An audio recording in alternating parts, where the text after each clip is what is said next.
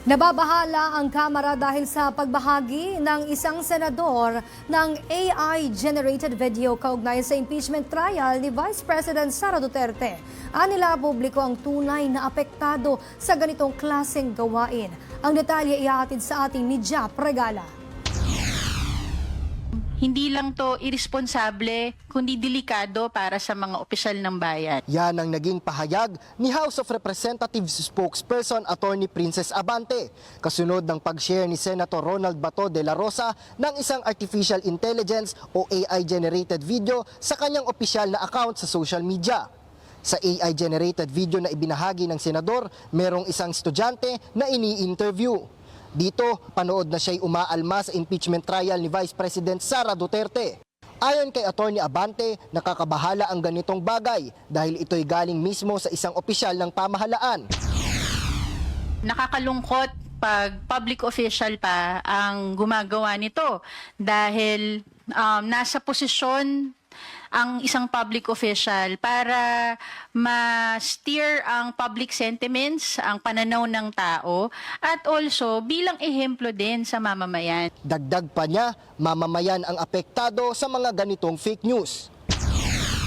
Hindi lang apektado ang mga public officials pag fake news at disinformation. Mga regular na mamamayan, madami na tayong nakita na mga ganyan na naapektuhan ang kanilang buhay, mental health, emotional well-being, including fear of their physical well-being na pinanggagalingan because of fake news, disinformation sa social media. Meron naman siyang paalala sa mga opisyal ng pamahalaan. Unang-una, as public officials, be the example to be the ones to lead yung propagation ng tama at accurate na information. Sabi nga lagi, the truth shall set us free, not AI, not fake news. Kaugnay niyan ay umaasa naman si Abante na mapag-uusapan sa 20th Congress ang ganitong mga bagay. Gayon din ang paggawa ng hakbang para maiwasan ang tahasang pagpapakalat ng mga gawa-gawang video. Para mapag-usapan kung ano ba talaga yung mga dapat na mga legislative measures na kailangan mapasa para magkaroon ng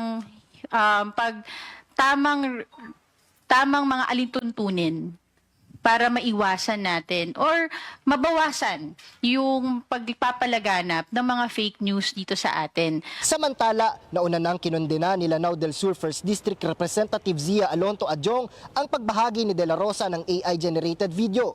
Aniya, mapanganib ang ganitong gawain dahil nakasalalay dito ang ating pambansang seguridad. Ayon kay Abante, nasa plenaryo na ng 20th Congress ang desisyon kung gaano kalaki ang magiging parusa sa mga public official na nagpapakalat ng fake news at disinformation. Para sa totoong balita sa Bagong Pilipinas, Jap Regala, Congress News.